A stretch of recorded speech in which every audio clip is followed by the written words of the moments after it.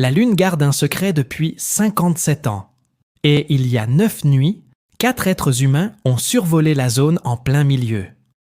En mai 1969, 3 hommes à bord d'un vaisseau spatial appelé Apollo 10 sont passés derrière la face cachée de la Lune, coupés de la Terre. Pas de radio, pas de secours. Pendant environ 1 heure. Ils étaient alors les êtres humains les plus isolés ayant jamais existé.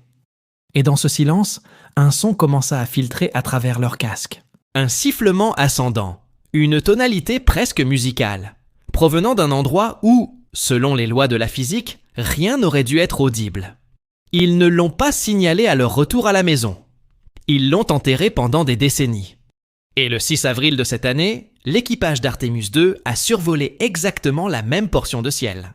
Voilà ce qu'ont entendu les astronautes d'Apollo, pourquoi ils sont restés silencieux, et quelle est la question maintenant que 4 autres personnes viennent de revenir du même endroit.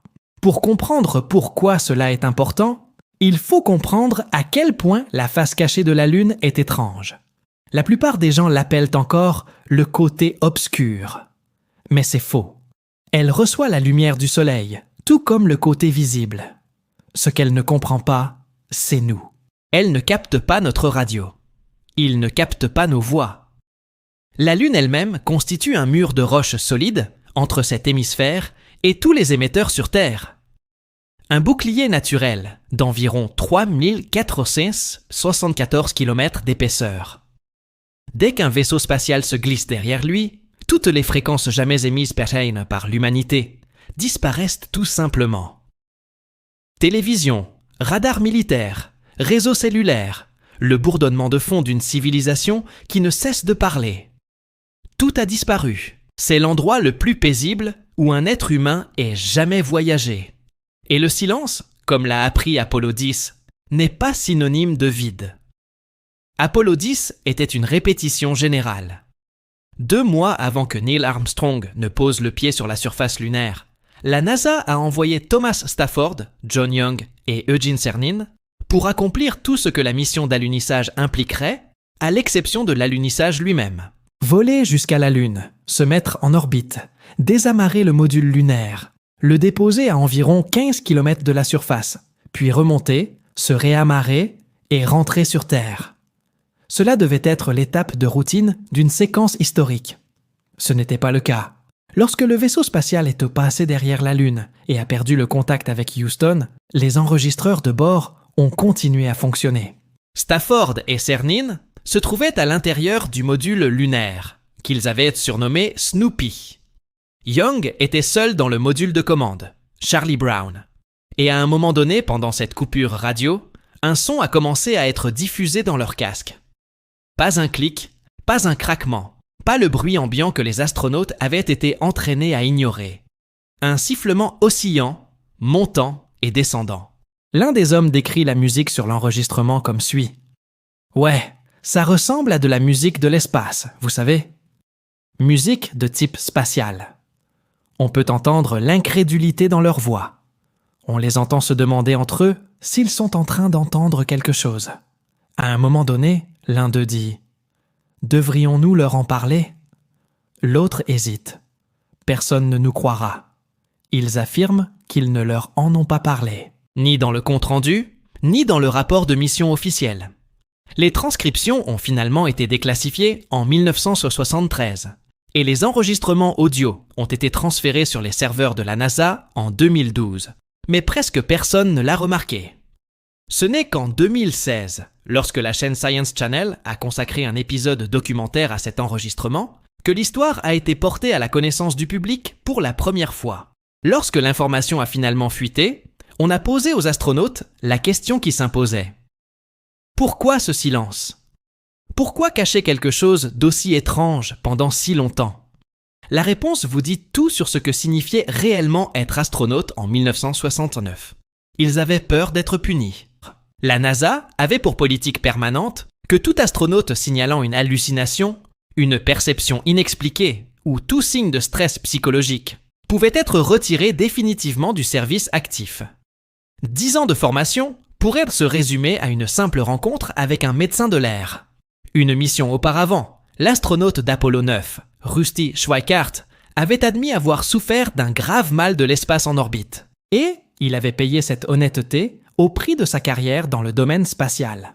Alors, lorsque 3 hommes entendirent quelque chose d'inexplicable dans un endroit où rien n'aurait dû être audible, ils firent un calcul. Ils ont gardé ça secret. Ils ont effectué le reste de la mission en avion. Ils sont rentrés chez eux. Et pendant la plus grande partie de leur vie, ils n'ont pas dit un mot. Les 3 premiers êtres humains à avoir entendu ce son ont choisi de le garder pour eux seuls, plutôt que de risquer ce que la vérité aurait pu leur coûter. Ce qu'ils ont entendu était tellement étrange qu'ils ont cru que cela pouvait leur être fatal. Voici un détail qui complique encore davantage l'histoire et dont presque personne, en dehors des archives historiques, ne parle. Apollo 10 n'était pas le seul équipage à avoir entendu le sifflet. 2 mois plus tard, Apollo 11 a emprunté la même trajectoire. Lorsque Michael Collins s'est retrouvé seul dans le module de commande pendant que Neil Armstrong et Buzz Aldrin descendaient à la surface, il l'a entendu lui aussi. Il en parle dans ses mémoires, intitulées « Porter le feu ». Sa description, presque mot pour mot, résonne comme un bruit étrange dans mon casque. Maintenant, un son étrange, un « wou-wou ». La différence résidait dans le fait que Collins avait été informé au préalable. Les techniciens de la NASA avaient déjà analysé les enregistrements d'Apollo 10 au moment du lancement d'Apollo 11. Et ils avaient averti Collins et lui avaient fourni des explications avant qu'il ne monte à bord de la fusée. « Si je n'avais pas été prévenu, » a écrit Collins, « j'aurais eu une peur bleue. » Cette simple phrase renferme le cœur silencieux de toute l'histoire. L'astronaute le plus célèbre à avoir volé en solitaire autour de la face cachée de la Lune a entendu exactement ce qu'a entendu Apollo 10. Et la seule chose qui le calmait, c'était d'avoir été prévenu à l'avance qu'un défaut matériel connu en serait la cause. D'autres équipages d'Apollo, lors de missions ultérieures, ont rapporté des tonalités similaires. Apollo 8, en revanche, ne l'a pas fait. Et Apollo 8 est la mission qui transforme toute cette question en une véritable énigme, plutôt qu'en une histoire de fantôme. Car elle fournit la seule preuve qui permette réellement de tester l'explication technique. Apollo 8 s'est envolé vers l'orbite lunaire en décembre 1968, 5 mois avant Apollo 10. Il s'agissait de la première mission rudimentaire à atteindre la Lune. 3 hommes, Frank Borman, Jim Lovell et Bill Anders, ont passé 20 heures à survoler la face cachée et la face visible à bord du module de commande et de service. Ils n'ont pas entendu de sifflet. Ils n'ont signalé aucun son étrange. Ils n'ont rien décrit qui ressemble à de la musique spatiale. Et la raison se trouve juste là, dans le manifeste matériel. Apollo 8 n'emportait pas de module lunaire.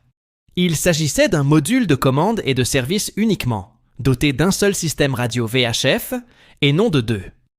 Pas de deuxième émetteur, pas d'antenne voisine pour créer une fréquence de battement. Le son entendu par Apollo 10, par Apollo 11 et par les missions suivantes n'a jamais été entendu lors du seul vol lunaire, qui ne disposait pas d'une deuxième radio pour le produire. Il s'agit là de la preuve la plus convaincante jamais apportée à la théorie de l'interférence. C'est également la raison pour laquelle la plupart des ingénieurs ayant travaillé sur le matériel de communication d'Apollo considèrent que le mystère est effectivement résolu. 2 émetteurs fonctionnant sur des fréquences proches, distants de quelques centaines de mètres seulement, combinés aux propriétés de réflexion inhabituelles dues au vol à quelques kilomètres au-dessus d'un terrain lunaire accidenté, produisent un artefact audio qui ressemble à un sifflement, car c'est ainsi que les fréquences de battement radio sont perçues par l'oreille humaine. Ajoutez à cela le poids psychologique d'être sur la face cachée de la Lune, coupé de la Terre dans un vaisseau spatial flambant neuf. Et l'expérience passe d'un simple problème audio à quelque chose de véritablement paranormal pour les hommes qui la vivaient. Alors, qu'est-ce que c'était ? L'explication officielle de la NASA, une fois l'affaire révélée au grand jour, était exactement celle-ci. Le module de commande et le module lunaire volaient à proximité l'un de l'autre, chacun utilisant son propre système radio VHF sur des fréquences similaires. Lorsque 2 émetteurs sont placés à proximité l'un de l'autre, et que leurs signaux dérivent dans la même bande étroite, ils peuvent créer un battement, une sorte d'interférence oscillante qui sonne à l'oreille humaine comme un sifflement ou une note de musique. C'est une théorie limpide. C'est presque certainement exact. Ce n'est pas toute l'histoire. Ou du moins, c'est la position d'un petit nombre de personnes qui ont participé au programme et qui ne l'ont jamais vraiment accepté. Hal Warden, le pilote du module de commande d'Apollo 15, ne l'a jamais fait. L'équipage d'Apollo 10 savait exactement quel bruit faisait son équipement. Warden déclara plus tard « S'ils ont entendu quelque chose d'inhabituel, c'est qu'il y avait probablement quelque chose d'inhabituel à entendre. Personne n'a jamais réussi à reproduire fidèlement en laboratoire la forme d'onde spécifique de ces bandes, en utilisant uniquement le modèle d'interférence VHF. L'explication correspond aux preuves disponibles, mais elle ne résout pas complètement tous les problèmes. » Eugene Cernan, qui deviendra le dernier homme à marcher sur la Lune lors d'Apollo 17, fut interrogé à ce sujet des décennies plus tard. Il resta prudent. Il déclara ne pas se souvenir que ce son l'ait effrayé à l'époque. Il n'affirma jamais non plus savoir exactement de quoi il s'agissait. Avance rapide jusqu'au 1er avril 2026. Pour la première fois depuis décembre 1972, 4 êtres humains quittent l'orbite terrestre basse. La mission Artemis 2 décolle du Centre spatial Kennedy avec à son bord Reed Wiseman, Victor Glover, Christina Koch et l'astronaute de l'Agence spatiale canadienne Jeremy Hansen, à bord d'une capsule Orion baptisée Integrity. Ils ne vont pas atterrir. Ils effectuent une orbite de retour libre autour de la Lune, une boucle de 10 jours, un aller-retour, une répétition générale moderne pour les missions à la surface. La suite au prochain épisode. Le 6 avril, 5 jours après le décollage, ils passèrent derrière la Lune. Le contact avec Houston fut perdu, et, pendant plusieurs minutes, ils dérivèrent dans le même silence qui avait entouré Apollo 10 en 1969, à ceci près qu'ils allèrent plus loin. Au plus près de la surface lunaire, Integrity s'approcha à environ 7500 km. De là, sur l'arc de retour libre, ils s'éloignèrent, atteignant finalement 7560 km au-delà de la face cachée, et une distance totale de 407 000 km de la Terre, à leur point culminant. Ce record, détenu depuis Apollo 13, fut battu.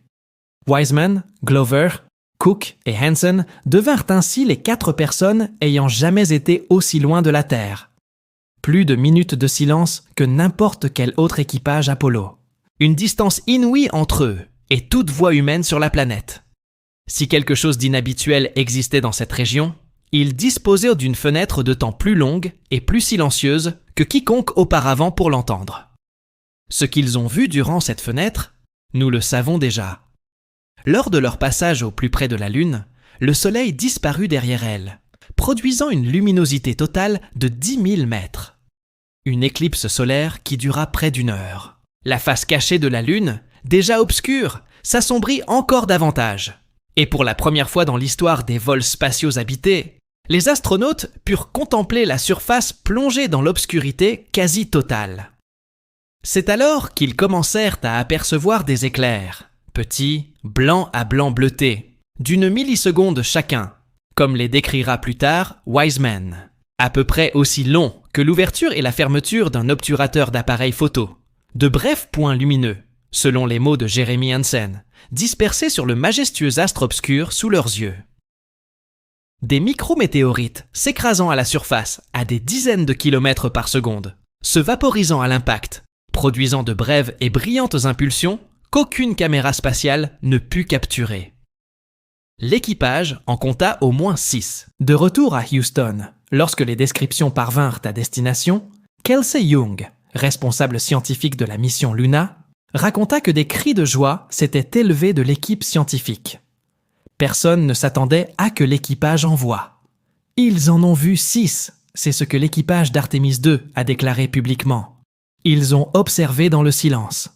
Des éclairs. Ils pourraient décrire et quantifier des données que les scientifiques de la mission pourraient trianguler avec les enregistrements des satellites orbitaux. Des données scientifiques dont dépendront les futures bases lunaires, car un caillou se déplaçant à 30 km par seconde peut perforer la paroi d'un habitat aussi facilement qu'il se vaporise à l'impact. Ce que l'équipage n'a pas dit, du moins pas encore, c'est quoi que ce soit au sujet du son. Personne n'a mentionné un sifflement. Personne n'a décrit une tonalité. Wiseman, Glover, Cook et Hansen ont parlé de l'éclipse. Ils ont parlé du coucher de soleil sur la Terre, de la vision de leur planète natale disparaissant derrière l'horizon lunaire. Ils ont parlé de nommer 2 cratères sur la face cachée, dont un en l'honneur de la défunte épouse de Reed Wiseman, Carol. Ils ont dit que l'expérience les avait émerveillés. Sur le sujet de cette chose précise que leurs prédécesseurs ont enfouie pendant 40 ans, ils n'ont jusqu'à présent rien dit. Ce silence peut s'interpréter de 2 manières. Peut-être que les systèmes radionumériques modernes d'Orion, qui fonctionnent sur une architecture complètement différente de celle du système VHF de l'ère Apollo, n'ont tout simplement jamais produit le type de tonalité rythmique qui a généré l'éclipse. Sifflement de 1969. La théorie des interférences prédit exactement cela. Matériel différent, aucun artefact matériel, aucune tonalité, affaire classée. Ou peut-être que l'équipage a entendu quelque chose et n'a pas encore décidé quoi faire. L'ancienne politique, celle qui a réduit Stafford, Young et Cernin au silence par la peur, a été officiellement abandonnée. On dit aujourd'hui aux astronautes que les observations anormales sont des données scientifiques, et non des événements disqualifiants. La question de savoir si cette politique s'applique lorsqu'un astronaute en particulier, dont la carrière est en jeu, doit prendre la décision est une question que la NASA n'a jamais vraiment testée publiquement. Il a fallu plus de 40 ans à l'équipage d'Apollo 10 pour parler librement de ce qu'ils ont entendu. L'équipage d'Artemis II est de retour sur Terre depuis 6 jours. Commençons par la physique que nous connaissons déjà. La Lune se trouve à l'intérieur de la magnétosphère terrestre pendant plusieurs jours chaque mois. Un long panache de particules chargées que notre planète traîne derrière elle dans l'espace. Lorsqu'un vaisseau spatial traverse des variations de ce plasma, les particules chargées peuvent induire de faibles courants dans les antennes et les surfaces métalliques exposées. Ces courants peuvent être audibles. On les entendrait comme des bruits sourds et rapides. Des cliquetis, parfois sous forme de tonalité, si la géométrie est adéquate. Presque tous les équipages d'Apollo ont certainement perçu ce phénomène, tout comme celui d'Artemimus II. Mais le bruit du plasma est à large bande et chaotique. Il ressemble au murmure d'une rivière, pas au son d'une flûte. Il n'explique pas un sifflement oscillant et net dont la hauteur varie comme une voix. Il y a aussi la Lune elle-même. Les sismomètres d'Apollo 17, déployés en 1972, ont enregistré des événements appelés séismes lunaires, dont certains, profonds, produisent des vibrations infrasonores inaudibles pour l'oreille humaine. Une analyse récente des anciennes archives sismiques d'Apollo, recoupées avec les flashs d'impact observés, a permis d'identifier environ 1700 séismes lunaires liés à des impacts dans les archives historiques. Certains étaient suffisamment puissants pour faire rouler des rochers. Les plus importants pouvaient provoquer l'effondrement des parois des cratères. Les infrasons de tels événements peuvent, dans certaines conditions, se coupler aux structures du vaisseau spatial et créer des résonances audibles à l'intérieur d'une cabine pressurisée. Un important séisme lunaire, survenu au moment précis où il s'est produit, aurait-il pu perturber l'environnement acoustique d'Apollo 10 pendant quelques minutes? C'est une hypothèse audacieuse. Les niveaux d'énergie en jeu sont infimes aux altitudes auxquelles l'équipage volait. Ce n'est pas impossible. Et puis, il y a les réponses moins rassurantes. La face cachée de la Lune n'est cartographiée avec précision que depuis une vingtaine d'années. Les orbiteurs y ont découvert des anomalies magnétiques, des zones de croûte qui conservent une aimantation résiduelle d'un noyau lunaire disparu, il y a des milliards d'années. Certaines de ces anomalies sont suffisamment puissantes pour dévier localement le vent solaire, créant de petites bulles au comportement plasmatique inhabituel que personne n'a encore entièrement répertorié. On ignore si cela pourrait se traduire par des signaux audibles à bord d'un vaisseau spatial rudimentaire. Personne n'a encore mené l'expérience. Apollo 10 était l'expérience. Artemis II, que l'équipage en ait eu conscience ou non, n'en était que la répétition. Si l'on veut explorer un domaine encore plus reculé, pour lequel la science actuelle ne dispose pas d'outils précis, On peut se poser la question que les astronautes eux-mêmes semblent se poser sur l'enregistrement.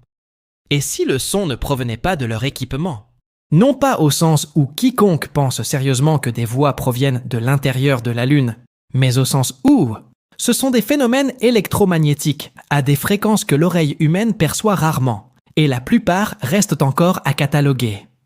Chaque fois qu'un nouvel instrument observe un objet familier sur une nouvelle longueur d'onde, il découvre quelque chose d'inattendu. Pulsar, sursaut de radio rapide, bourdonnement du vent solaire frappant l'héliotrope. Avant leur découverte, chacun de ces sons était étrange, provenant d'un endroit où il n'était pas censé provenir. Imaginez-vous à la place de Christina Koch, sanglée dans un siège à bord d'Apollo 3. La Lune remplit votre hublot d'un côté. La Terre est totalement invisible de l'autre. Le silence règne dans la cabine. Les radios sont muettes. Les seules voix à portée de vos oreilles sont celles des 3 autres personnes flottant à vos côtés. En dessous, sur la surface obscure, des points lumineux apparaissent et disparaissent. Chacun d'eux est un caillou de la taille d'un poing ou d'un ongle se désintégrant à 30 000 mmHg. Et dans ce silence, peut-être qu'une tonalité commence à monter, puis à descendre, suffisamment régulière pour être perçue, suffisamment étrange pour que vous regardiez votre voisin pour voir s'il l'a entendu lui aussi. C'est ce qu'a été Apollo 3. 10 personnes ont décrit ce phénomène. C'est ce qu'a entendu le seul occupant d'Apollo 11, et relaté dans ses mémoires. Seules 4 personnes sur Terre savent actuellement si cela se reproduira le 6 avril 2026, et elles n'ont rien dit à ce sujet. Si cette histoire a fait le tour du monde, ce n'est pas par hasard. Ce n'est pas parce que quelqu'un de sérieux croit que la Lune est hantée. C'est parce qu'elle touche à une vérité profonde sur ce que représente réellement l'exploration spatiale. Nous imaginons nos astronautes comme des techniciens dotés d'un équipement parfait, protégés par des procédures rigides, à l'abri de l'inconnu grâce à des listes de contrôle et à un entraînement rigoureux. La réalité est plus proche de ce qu'ont vécu Stafford, Young et Cernin. On s'aventure là où aucun être humain n'a jamais mis les pieds. L'équipement fait quelque chose d'inexplicable. Il faut décider en temps réel si l'on fait confiance à ce que l'on entend, ou au système qui nous a appris à en douter. Quel que soit le choix, on doit vivre avec. La face cachée de la Lune n'est pas l'endroit le plus sombre que l'humanité ait jamais exploré. C'est le plus silencieux. Et le silence a cette capacité de révéler ce que le bruit dissimule. Integrity est revenu, avec l'équipement d'enregistrement le plus sophistiqué jamais embarqué, à bord d'un vaisseau spatial. Une mission rudimentaire a permis à la sonde de dépasser la Lune. Ces données sont actuellement analysées, image par image, bit par bit, par les ingénieurs du Centre spatial Johnson. Tout ce que l'équipage a entendu, ou n'a pas entendu, est enregistré sur ces disques durs. La publication de ces informations dépendra des conclusions de l'analyse de la mission, des déclarations des astronautes et des décisions de la NASA. Peut-être les archives révéleront-elles quelque chose de nouveau. La théorie des interférences VHF sera-t-elle enfin confirmée, 57 ans plus tard, par l'absence de la même tonalité, sur un matériel incapable de la produire? Ce serait une victoire scientifique discrète, de celles qui font rarement la une des journaux, mais qui mettent un terme à une affaire restée en suspens, depuis que Cernin a murmuré à propos de musique spatiale dans un enregistreur vocal. Peut-être les archives révéleront-elles autre chose. Une signature qui ne correspond à aucune source connue. Une fréquence imprévue. De quoi inciter les ingénieurs à réexaminer les enregistrements de 1969 avec de nouvelles questions plutôt que d'anciennes réponses. Peut-être que, dans quelques semaines, mois ou années, des personnalités comme Glover, Koch ou Hansen seront interrogées directement et répondront honnêtement. Peut-être diront-elles la vérité. Ce que Cernin avait l'habitude de dire, c'est-à-dire rien de particulier, prononcé d'un regard attentif.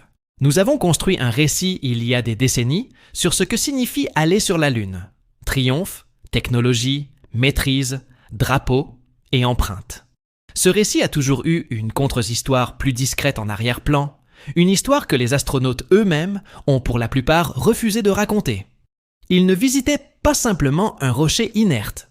Ils s'aventurèrent dans un lieu où se produisèrent des choses qu'ils ne pouvaient pas toujours expliquer. L'équipement se comportait étrangement. Les instruments captaient des signaux. Les casques d'écoute émettaient des tonalités qui ne correspondaient pas au schéma technique.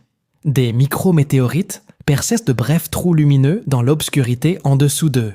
La plupart de ces informations ont été classées comme bruit de fond. La plupart des informations ont été reléguées aux oubliettes.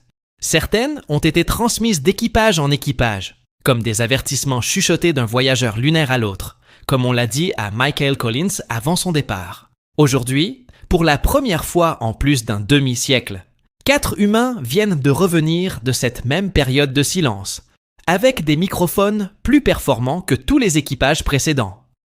Quoi qu'il y ait là-bas, derrière la Lune, cela a toujours été là. Nous avons simplement cessé d'écouter pendant environ 5 ans, des décennies. Il y a 6 jours, nous avons recommencé. Et si la tendance se maintient, quoi que ces 4 personnes aient réellement vécu durant leur moment de recueillement derrière la Lune, nous n'en entendrons pas tout aujourd'hui. Nous n'en entendrons peut-être pas tout cette année. Il faudra peut-être attendre longtemps avant que l'une d'elles ne juge enfin le moment opportun pour parler. C'est tout pour cette vidéo. Merci de l'avoir regardé et à bientôt pour la prochaine.